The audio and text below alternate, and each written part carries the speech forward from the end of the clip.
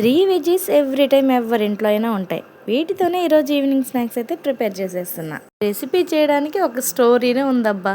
అదేంటంటే మ్యారేజ్కి ముందు యూట్యూబ్ ఛానల్స్లో నేను చైనా కుకింగ్ చూసేదాన్ని. వాటిలో పర్టికులర్గా లిజిక్వి వీడియోస్ ఎక్కువ చూసేదాన్ని. తన కుకింగ్ స్టైల్, తనుండే వాతావరణం అండ్ ప్లేస్ నాకు చాలా ఇష్టం. తను చేసే వంటల్లో ఏదో ఒక్క వంటైనా చేసుకోవాలని కోరిక. ప్రాబ్లం ఏంటంటే తను చేసే ప్రతి ఒక్క ఐటెంలో మటన్ లేదా ఏదో ఒకటి బీఫ్ యూస్ చేసేది. నేనా అవేమీ తినను. కంటిన్యూగా తన వీడియోస్ చూస్తూ ఉంటే ఇదిగో ఈ రెసిపీ తగిలింది. ఇంక లేట్ ఎందుకని చెప్పేసి నేను ప్రిపేర్ అయిపోయి చేసేస్తున్నా ఈ రెసిపీ. చాలా సింపుల్ రెసిపీ.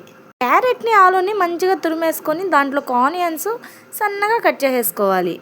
కొత్తిమీర, పసుపు, కారం, సాల్ట్, 2 ఎగ్స్ వేసుకొని యాడ్ చేసుకొని మంచిగా మిక్స్ చేసుకోవాలి. స్టవ్ మీద ప్యాన్ పెట్టి ఆయిల్ వేసుకొని చిన్న చిన్న ఆమ్లెట్లో వేసుకొని 2 సైడ్స్ ఈవెన్గా కాల్చుకుంటే రెసిపీ రెడీ.